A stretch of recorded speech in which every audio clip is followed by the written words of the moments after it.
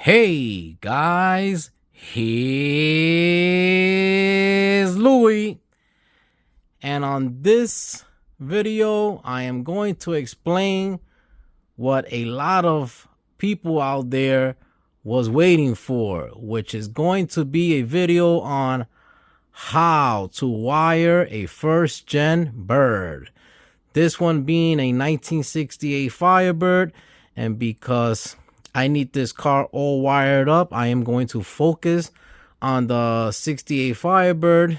And the far future, I don't know how many years from now, but in the future I do plan to build a 69 Firebird Trans Am clone.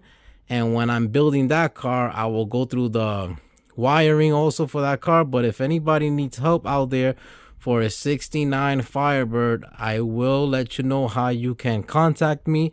Also, if you're building a 67 Firebird, I will be more than happy to help you guys. We are going to touch a little bit on every first year Firebird, 67, 68, and 69.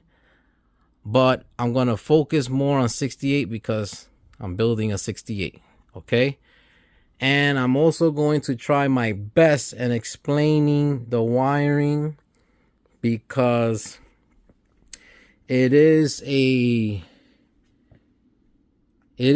area that's a lot of people out there in the hobby are not comfortable with. And I could totally understand that, because way back when I was building my 67 Firebird, I was brand new to this hobby, and at that time there was no YouTube. There was real little information on the Firebirds, okay?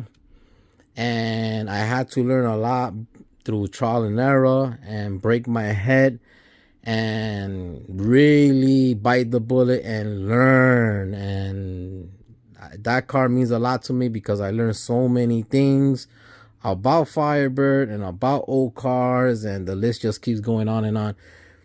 But I totally understand why a lot of guys and girls feel a little scared or a little just intimidated when it comes to wiring.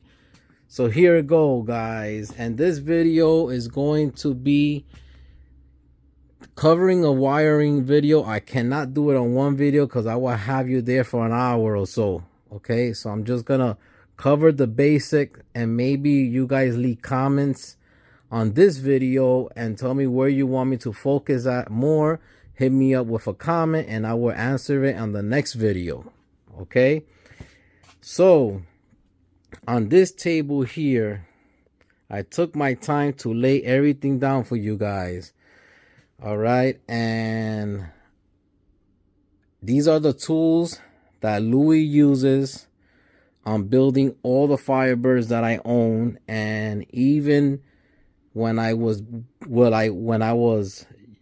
able to build and have time a car for anybody else. Okay, simple tools.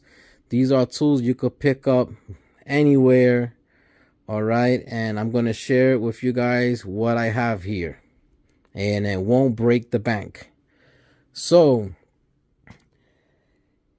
I have here a let's start with the crimpers. Here I have wire cutters / wire crimpers. This very simple generic a wire stripper. Okay, and it has the gauges of wires, if you guys can see that. Okay, also a crimping tool here. You could also cut wire with this one. Okay, also another kind of crimping tool. It's not a wire cutter, but it's a crimper. Now for you guys out there building these classic cars, I'm going to focus on Firebird because that's what I know. The first gen birds, these are notorious to have, and I'm going to tell you why. That's why. Okay, trying to do this with one hand. You see these little U's. Okay, that little shape and it has over here. All right. I'm going to tell you how important that is to have these pliers here. And now I have found, I bought this one in Amazon a while back. It wasn't that expensive at the time. It probably cost me like 20 bucks or so. I think it's a little bit more expensive now. eBay also has them. Okay, if you leave me a comment, I could probably share you a link or something. Sorry for you guys out there. I don't know how to put the link underneath the video. I'm not there yet, but I will show you. And the reason why this is so important to have this one out of the bunch when it comes to crimping, because if you want to match the factory crimping style, which if you see here, it crimps the insulation with the wire, right? And over here, little piece of just wire, no insulation that's showing to have good contact, it crimps it right there too.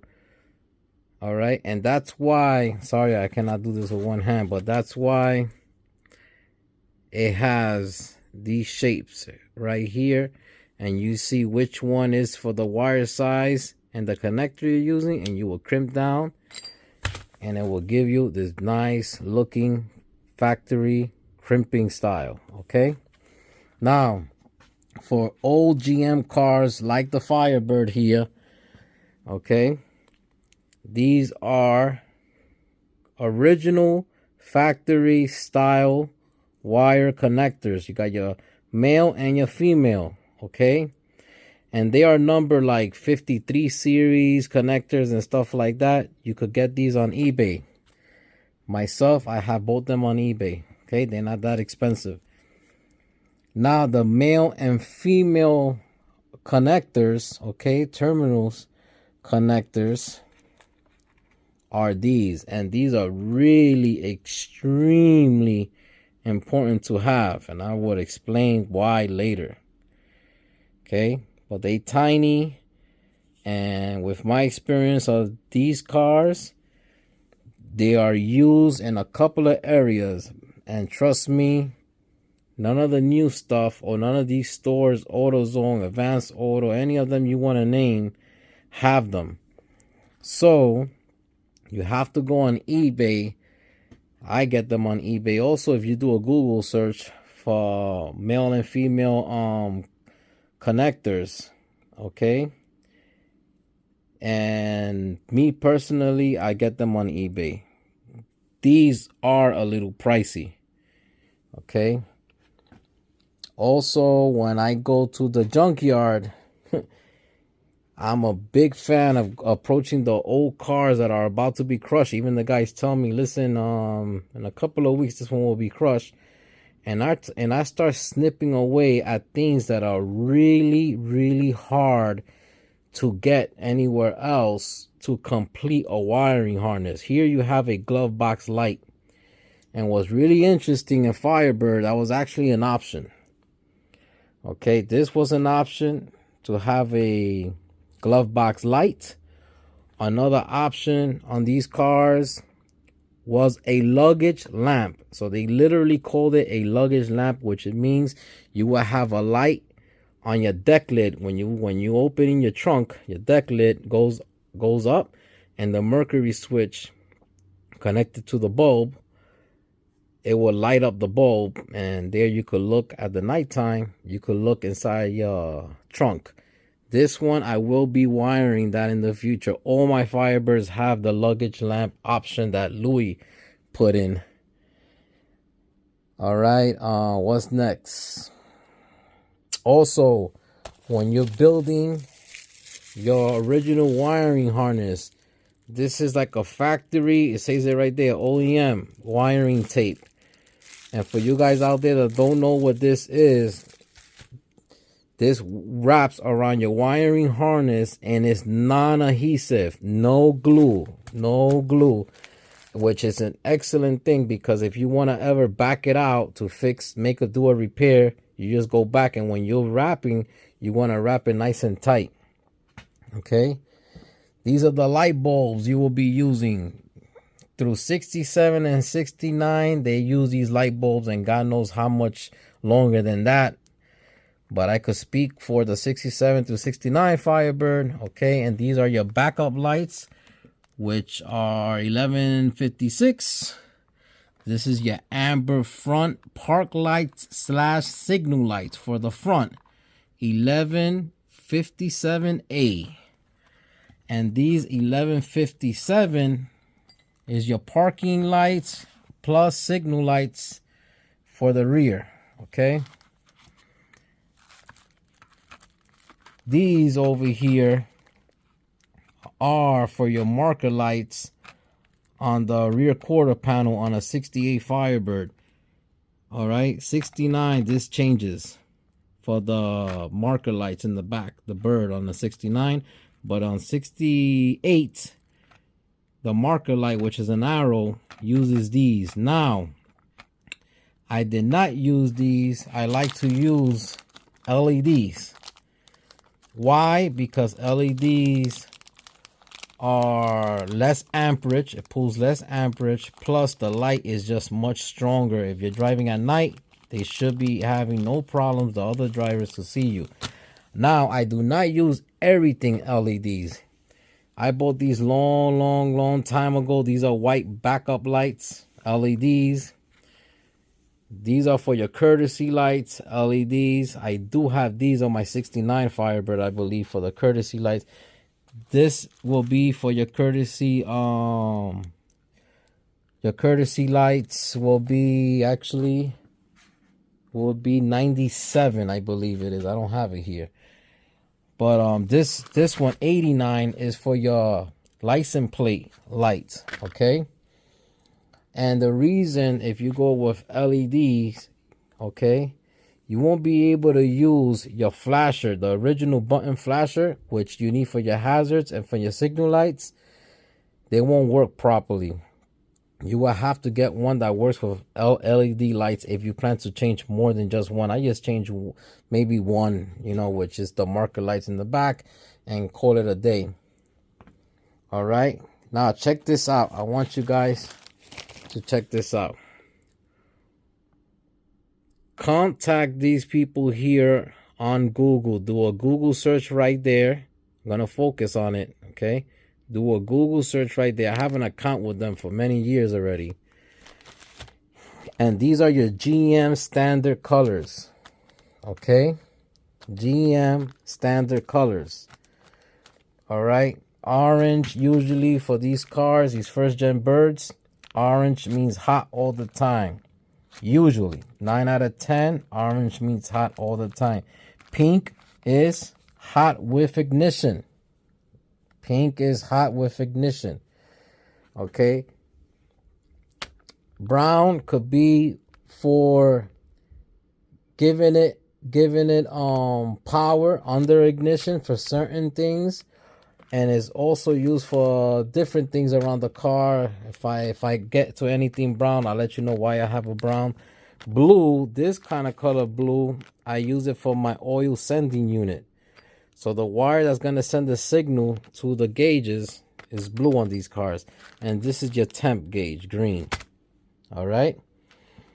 If you guys have a damaged wiring harness, you could buy this, order it from these people here, and I'm telling you, you're not going to regret it. And the reason why I like these to use them is, this company here, is because if they're going to sell you, let's say 10 gauge wire, all right, this is a 10 gauge wire here I have on the positive, which goes into the car through here and feeds the car power, is a true 10 gauge. That means that the jacket, the insulation is not, the cheap ones, they sell it to you with the insulation real thick, and the copper wire that you have actually inside is so tiny because they being on the cheap side. But these people sell it to you true gauge. If they're gonna sell you a 10 gauge, it's gonna be a 10 gauge. I have 10 gauge, and I also have 2 gauge for the big stuff, okay? And this is your dimmer switch. I also take them out from old cars. I actually know how to fix these and take them all apart. I learned it.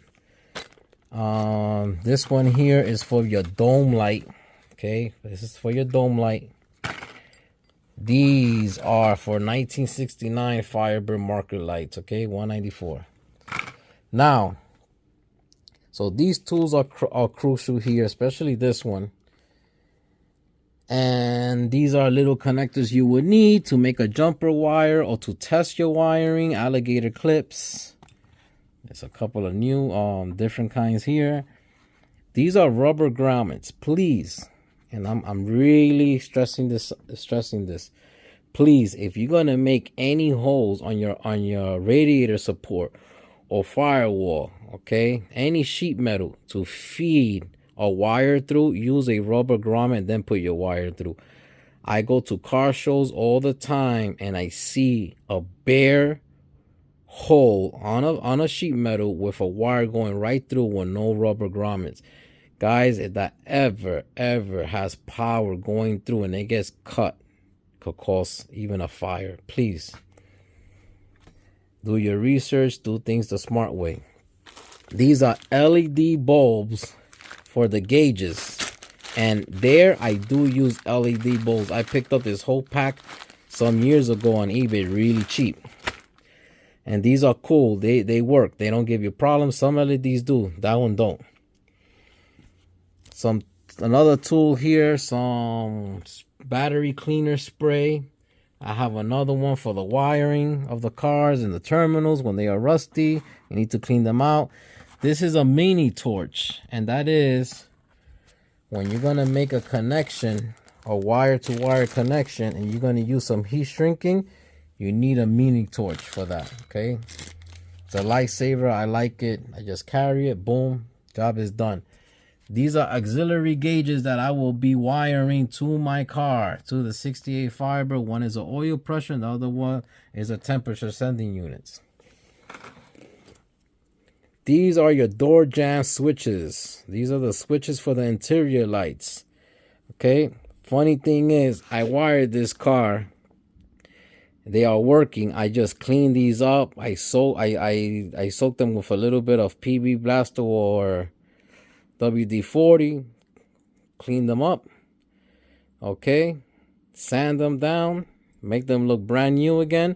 These are original from a vintage car I probably took apart in the junkyard, and I like to have things like this laying around because if any of my car gives me an issue, I could fix it right at home. I don't have to order it. I don't have to go to the parts store or nothing like that. I'm a huge fan of doing things the old school way with a soldering iron. And also over here we have soldering wire. Okay, please make sure you guys are using the right stuff to solder your wires. When you use this method here, okay, let's call it the old school method. It's a true solid. You could pull on the wire, pretty tough. Pull on it, it doesn't come apart, and is a true connection. They sell one that is see-through. I have it. I just don't want to go stop the camera to go get it, but they sell a one that is see-through with a little piece of solder here. Personally, this is just my opinion. I don't like them. I have used them. Those are good to have in your car. Okay, it's a case in an emergency. You have to do a repair right there and then. You can snip the wires, put them together, and solder it. I think that's the only thing they are good for. Once again, that's my opinion. Now, check this out. Not too many people know what this is, but if you deal with old cars, you absolutely do know what this is. And this is your junction block. This is an original junction block, and I tell you what, it came out of this car. This car being in the junkyard for so many years. I always say the story. 2 weeks. If I didn't get this car 2 weeks later, it was gonna get crushed. But yeah, I took it off the car, and I like to keep this just to show people the original junction block. I don't use them, but that's the original thing right there for Firebird. Okay, and many vintage cars. This is your brake pedal switch. Okay, When she's open like that, the brakes will be off. When she's plunger in, when you press your brake, she'll go in, and your stop lights will come on in the back to let the person know behind you that you're going to a stop. You're stopping. And if you plan to put your car as a power brake car, which I am, that's another video in the future, you need this bracket. This is an original GM bracket with the original hardware. And the reason you need that little extension there of that bracket is for it could go and reach the switch and turn it off. Because if you put power brakes without that bracket, she is not going to turn it off. Okay, you will have to buy this switch here longer. You want to go back to the original way, that's how they made it work, the original way. So this is just an idea of what tools you need. Now I left the most important tools, the most important tool for last, which is the voltmeter. Okay, guys, I cannot stress on this enough. Okay, if you guys plan to get into the hobby and wire your own car, all right, and learn really of electrical, this could help you with this car, any car. You need to learn a voltmeter. Okay, you really need to learn a voltmeter. Harbor Freight sell these real cheap. Sometimes they even give them for free. Please do me a favor, do yourself a favor, learn the voltmeter. When I am troubleshooting, this is my hero right here. All right, so I hope this was a good demonstration here on what you guys are gonna need, what to look for, and stuff like that. Now let's focus a little bit of wiring diagrams that I have, and I will get into the car a little bit. I don't want to make it too long. Okay, maybe half an hour or so. So guys, here we have a 1967 Firebird wiring diagram. I know sometimes the glare of the lights, because this is laminated, gets in the way. Okay, but this is 1967 Firebird. I did this wiring diagram. I did not buy it from nobody. When I was putting my 67 Firebird together, I remember I went to a Walgreens, and I had a friend that had a smartphone. I believe at that time, they wasn't the greatest thing, but when they first came out, and some way, somehow, we was able to get them to print out this picture, blow it up for me, and I chose this size. I really don't know the size 100%. And then I took it from there to Staples to get it laminated. Anyway, this was Louis' school of wiring. I mean, I took this everywhere, as big as it is, and I study it until I learned real good, and I was able to wire my car, because I bought that car. That car was not wired. It was a total basket case. All right. And for you guys out there that are interested in making internal regulated wiring harness for a alternator with an internal regulator, right? Those are drawings I did years ago also. Okay, if you guys need help with this, just leave me a comment. I could focus on this more on my second video.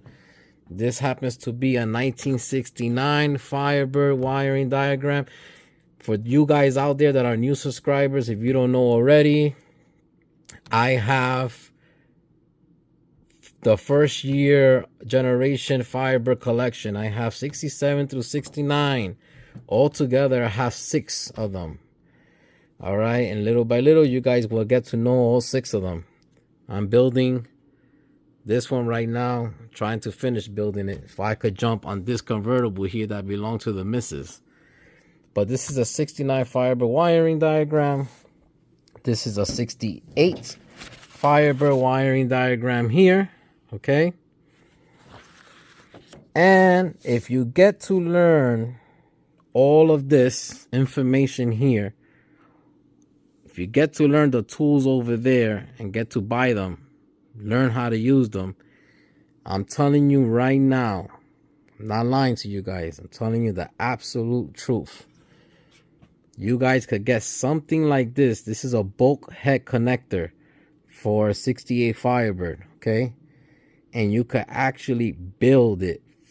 In this situation right here, in this state, you could actually build it to be a good functioning wiring harness and safe. All right, but you need to go from that table over there that I show you, the wires, the connectors, the tools, to this. From this, it's going to go into the car.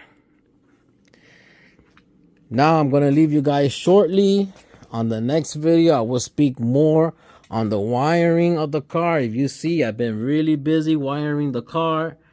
Okay, I did everything. The rear is wired and the front of the car is wired. Okay, I will show you guys the engine bay. I will show you guys the original routing for Firebird from the battery all the way till it goes inside the car and what takes place inside the car and how does it work. That's what you guys need. I also have here from Ames. I don't know if you guys could screenshot that or what, but I have from Ames here. They have listed, if you guys go and call Ames for a catalog, they'll send it to your house for free. I love ordering parts from them too. They actually have a wiring bulb application here chart, okay? So it could show you all the bulbs you need to put on for your Firebird, okay? And this is what I'm talking about when you buy true thick wires. If you're paying for something expensive and you need it to be these are 2-gauge wires, and I'm telling you, they are good stuff. You pay a little money, but they are good stuff. This is what I use. My ground wire is 2-gauge. My positive wire is 2-gauge. And I'm sorry I didn't mention it, but when it comes to cars, is direct current. Okay, so it's DC. It's a DC system here. Okay, that's what we're dealing with here, and that's what we need to learn here for you guys could go and wire your car nice and safe and make a run again and make everything work. All right, you have a harness for the engine side and a harness for the light side of the car, and I'm going to get to that in detail in the next video. But it's really important to touch up on these situations and the tools you need and the diagrams, because that's what you guys need to learn first before you get into wiring a car. I want to leave you guys with what's next on the convertible coming up there. So me and my wife want to give a special thanks to my dear friend at VVG Vinyl Village Garage. And for all you guys out there that know who I'm talking about, his name is Jonathan. He's also a bird builder. He's excellent. Okay, he also gives me he inspires me in a lot of ways. And in a lot of ways we are similar, because I always say me and him go at it and we don't give up. And thank you, Jonathan. My wife also says thank you, okay, for these parts. And it's such a nice thing that you could recycle these original parts for you could get another car back on the road. And this is from the Mockingbird that he is building. That I cannot believe the guy put all the sheet metal on that car already, from the firewall to the back. So this is from the Mockingbird. I needed these dog legs. This is the passenger, and this is for the driver's side. He also sent to me a tow board and these drain plugs that are original. I like to clean them up and reuse them. If they're not rotted away, why not? All right, he also gave me this that belongs to a rocker panel, okay? Now, I'm going to leave you guys with this. The 68 Firebird, as you can see, I've been working on her. All right, this is my new project. This is what's coming up. This car was really out of whack. Okay, that corner was drooping down. This corner wasn't all that. That door had a ridiculous gap, and I fixed everything with measurements that was given to me. And I said in my other video, I am going by those measurements because they're more clearly, and I could also speak to the person on the phone and get things more clear off, or I can understand it better. But this is coming up, guys. This one is coming up. Don't think I have forgotten about this or anything. If you guys could see all the way over there, I got some screws already going there. But she's solid. It's unbelievable what a couple of sheet metal screws could do. This car was not welded to the rocker panels. Yep, she was just floating around little by little. It's going to get there, but pretty soon I'm going to start hammering on this car because I have a whole bunch of sheet metal to go pick up. So next video on the wiring will be getting into the wiring diagram, how to understand a wiring diagram. Okay, and then let's see if I could make this car lights work, if I could make the horn work, if I could make the signal light works, if I could make the reverse light works, if I could make the interior light works, on the next episode here on First Generation Garage. Take care. Bye-bye now.